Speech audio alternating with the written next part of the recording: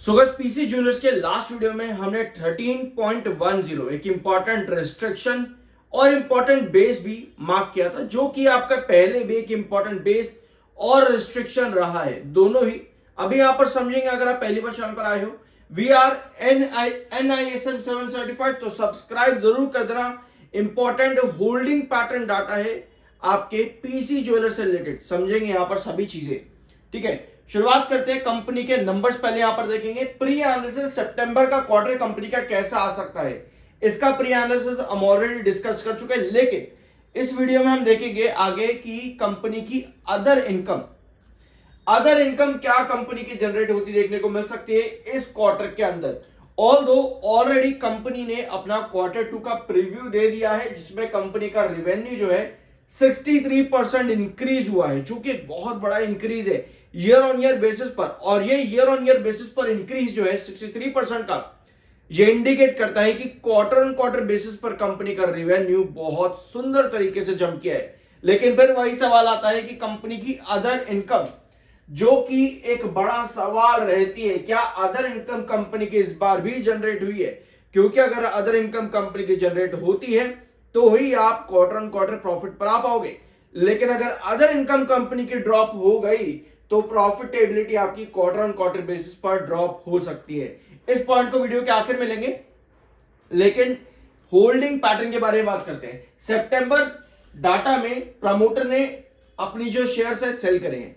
40.08 से 37.61% की holding promoter की यहां पर हुई है, वेयरएज एफआईएस ने अच्छी खासी खरीदारी करी है। अब इस डाटा को हम किस तरह से एंटीसिपेट करते हैं किसी भी होल्डिंग को, जैसे कि प्रमोटर ने सेल किया है, एफआईएस या किसी ने भी बड़ी एंटिटी ने एक एंट्री करी है, किसी भी बड़ी एंट्री ने बाइंग अगर करी है तो किस टाइम फ्रेम पर करी है। हमें नजर आ रहा है कि इन्होंने एफआईएस ने जो एंट्री है और आपके प्रमोटर की जो सेलिंग है वो जून से सितंबर के बीच में आई है। ठीक है, इस टाइम फ्रेम के अंदर अंदर आपकी एंट्री और एग्जिट हुई है, एफआईएस की एंट्री और प्रमोटर की एग्जिट। अभी चार्ट पैटर्न पे इस डाटा को समझते हैं सबसे पहले।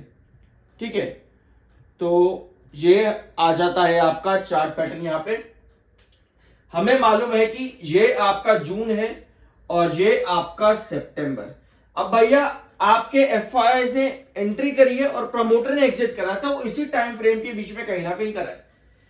ठीक है, और एक चीज और आपके पास में कि एफआईएस ने एंट्री करी है लेकिन सेल इस टाइम फ्रेम के अंदर नहीं किया है, यानी कि यहां तक के अंदर आपके एफआईएस ने सेलिंग नहीं करी है और एंट्री इस टाइम फ्रेम के बीच में कहीं ना कहीं करी है। अब ये रेंज कितनी आती है? ये रेंज आपकी शुरू होती है अराउंड 11 नहीं, 12.10 से लेकर के ये रेंज आपकी कितनी बनती है ऊपर के लेवल पे? लगभग 19 रुपए आप लगा लो यहां पे, ये आपकी रेंज बन जाती है। ठीक है, रेंज काफी बड़ी है, 12.10 से लेकर के 19, ये बड़ी रेंज है जहां पर आपके एफआई से एंट्री करी है और प्रमोटर ने एग्जिट करा है। अब प्रमोटर इस रेंज 12 रुपए 10 पैसे से लेकर के 19 रुपए के बीच में एग्जिट करके गए हैं। अब वो कहां करके गए होंगे? क्या हम उम्मीद कर सकते हैं? क्या आपके प्रमोटर ने इस रेंज पर ही एग्जिट कर दिया, तो मतलब 12 से 13 के बीच में, और यहीं पर ही एफआईएस की अगर एंट्री हुई है तो ऐसी कंडीशन पर एफआईएस ने ये पूरा रिटर्न लिया, एफआईएस ने ये पूरा रिटर्न खा लिया। उसके बाद सितंबर के अंदर जब आप एंड होते हो, जब आप सितंबर में एंड होते हो, जब सितंबर में आप शुरुआत भी कर रहे हो, तो उस टाइम फ्रेम के अंदर आपका जो प्राइस वापस से आया है वो आता है अराउंड वापस 13 पे, यानी कि 12 से 13 की रेंज पर आपने एंट्री करी होगी अगर, तो आप 12 से 13 की रेंज पर ही स्टिल हो, मतलब आप लोगों ने एग्जिट नहीं किया है। आप लोगों ने अगर यहां पर एग्जिट करा होता है एफआईएस ने, तो वो डाटा शो होता है सेलिंग के अंदर, वो डाटा शो होता है सेलिंग के अंदर। इसका मतलब यह है कि एफआईएस कहीं ना कहीं जो अभी होल्डिंग इंक्रीज हुई है वो इसी रेंज के अंदर कहीं ना कहीं एफआईएस बैठे हुए हैं 14 से 15 के बीच में, 15 भी नहीं बल्कि 13 से 14 के बीच में अभी भी एफआईएस बैठे हुए हैं। इसका एंटीसिपेशन करना बहुत ज्यादा जरूरी रहता है कि अगर लार्ज एंटिटीज ने बाइंग करी है तो क्या वो स्टिल एग्जिस्ट कर भी रहे हैं, क्योंकि ये डाटा हमारे पास सितंबर तक का है, अभी हमारे पास दिसंबर का डाटा नहीं आया है। दिसंबर का जब डाटा आएगा तब आपको पता लगेगा कि होल्डिंग पैटर्न में क्या चेंजेस है। इससे आपको यह मदद मिलती है कि हम बाय अगर करते हैं तो क्या हम एफआईएस के साथ चल पा रहे हैं, क्योंकि आपको पता है आप अगर लार्ज एंटिटीज के साथ काम करते हो अच्छे तरीके से एंटिसिपेट करके, तब आप अच्छा कमा सकते हो। लेकिन अगर आप उनके अगेंस्ट जाओगे तो यानी कि अगर इन्होंने सेलिंग कर दी और आप खरीदने बैठ गए, तो वो डाइवर्सिफिकेशन होता है। एक लार्ज एंटिटी ने 1000 शेयर खरीदे, ठीक है, उसने फिर 1000 शेयर जब बेचे उस लार्ज एंटिटी ने, तब उस 1000 शेयर को खरीदने के लिए 100 लोग खड़े थे लाइन में, 100 लोग खड़े थे। समझे इस चीज को? तो ये होता है डाइवर्सिफिकेशन एक लार्ज एंटिटी का, जहां पर सबसे ज्यादा ऑपरेटर मैनिपुलेशन देखने को मिलता है। और इसी चीज को आप लोग कहते हो ऑपरेटर गेम, पर समझते ज्यादा नहीं हो। Because we are NISM 7 certified, subscribe जरूर कर देना, ठीक है। आई गेस ये पॉइंट आप लोगों को यहां पर क्लियर हो चुका होगा। लो वॉल्यूम और हाई डिलीवरीज की कंडीशन अभी चल रही है पीसी ज्वेलर्स में। आज के सेशन में 19 लाख आपके पास बायर है, 1 करोड़ 10 लाख आपके पास सेलर। लगभग इक्विवेलेंट ही देखने को मिल रहा है बायर और सेलर का डाटा।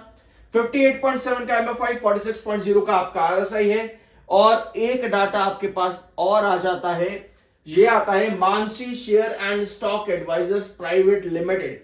इन्होंने 1 अक्टूबर को एंट्री भी करी है और एग्जिट भी करा है बल्क डील में। ये आपका इंट्राडे नहीं हुआ है, इंट्राडे में बाइंग और सेलिंग नहीं करी गई है। ऑल्दो बाइंग भी और सेलिंग भी 1 अक्टूबर की ही है।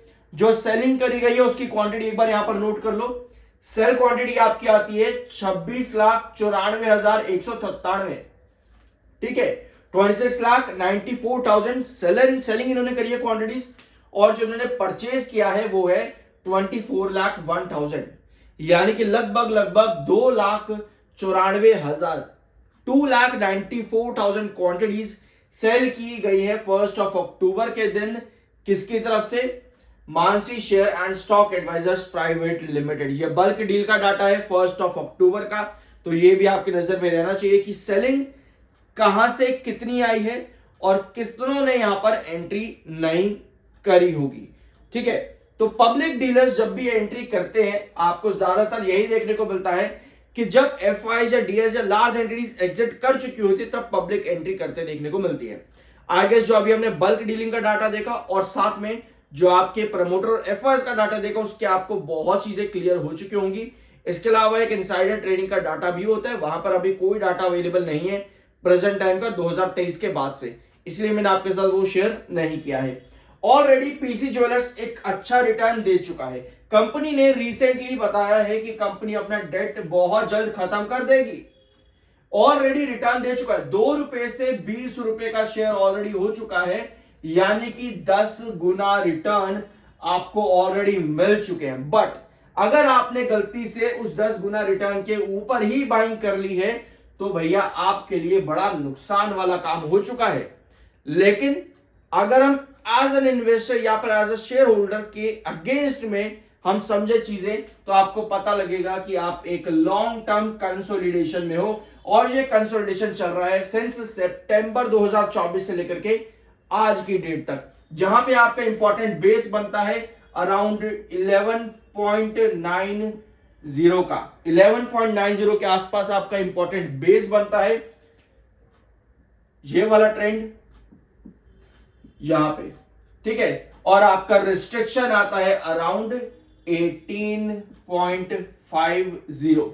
तो अगर आपने एंट्री करी है हायर पर, तो आपके लिए गिरावट है। बट अगर आप सिर्फ शेयर को अभी वॉच कर रहे हो, तो एक लंबा कंसोलिडेशन यहां पर है। अब इस कंसोलिडेशन से निकलने के लिए कंपनी को क्या चाहिए होगा? ऑलरेडी बीच बीच में अच्छे रिटर्न दे देता है, एक रैली देखने को मिल जाती है, छोटी छोटी रैली देखने को मिल जाती है। बट एक बड़ा मूव यहां पे तब आ सकता है जब कंपनी के नंबर्स आपको बहुत स्ट्रांग देखने को मिले। अब भैया नंबर्स कंपनी के स्ट्रांग कैसे होते हैं? कंपनी ने बताया कि भैया हम अपने आप को डेट फ्री डिक्लेयर करेंगे, ठीक है। नंबर्स पे आते हैं कंपनी के। कंपनी ने बताया कि हम अपने आप को डेट फ्री डिक्लेयर करेंगे। हमें एक चीज मालूम है कि कंपनी ने पिछले 3 से 4 क्वार्टर, यहां पर देखेंगे अगर हम ये वाला डाटा देखो कंपनी का, लगभग 2024 मार्च से लेकर के आज के नंबर तक, यानी कि जून 2025 तक कंपनी के रिवेन्यू में बड़ा अच्छा जंप आया है। 48 करोड़ के रिवेन्यू से कंपनी 725 करोड़ के रिवेन्यू पर है। और अभी कंपनी का जो जंप आया है यहां पर Q2 में 63% का जंप है रिवेन्यू के अंदर, 63। तो 505 का आप 63% कर लो, यानी both quarter on quarter and year on year basis पर आपके रिवेन्यू में जंप आने की पॉसिबिलिटी है। यही कंपनी ने डाटा दिया है। अब आते हैं कंपनी के प्रॉफिटेबिलिटी पर। कंपनी ने जून 2025 में प्रॉफिट कितने दिए? 162 करोड़, जिसमें 83 करोड़ कंपनी का जो कंपनी का जो अदर इनकम आया है वो 83 करोड़ आया है, जिसकी वजह से कंपनी के प्रॉफिट्स में बड़ा जंप था।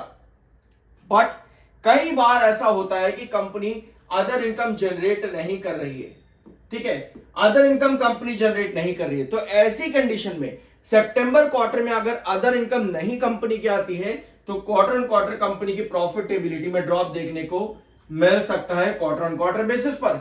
Where as year on year basis पर अगर हम देखेंगे तो कंपनी के प्रॉफिट से सितंबर 2024 में 179 करोड़, क्योंकि यहां पर भी कंपनी की अदर इनकम 44 करोड़ की आई थी। तो ऐसी कंडीशन पे अगर अदर इनकम कंपनी इस बार लूज कर जाती है तो कंपनी की profitability both quarter on quarter and year on year basis पर भी ड्रॉप कर जाएगी। तो ये कुछ पॉसिबिलिटीज है कंपनी के अदर इनकम और प्रॉफिट्स के बीच में एक बड़ा डिफरेंस मेजर देखने को मिलता है। अगर यही डिफरेंस इस बार आ जाता है तो शायद हमको चीजें थोड़ी सी बिगड़ती देखने को मिले। बट जब बात आती है लॉन्ग टर्म पर्सपेक्टिव की, कंपनी को रेगुलर नंबर्स अच्छे देने जरूरी है। बाय सेल की कोई रिकमेंडेशन नहीं। आई होप कि वीडियो आपको पसंद आया होगा। मिलता है अगले वीडियो में।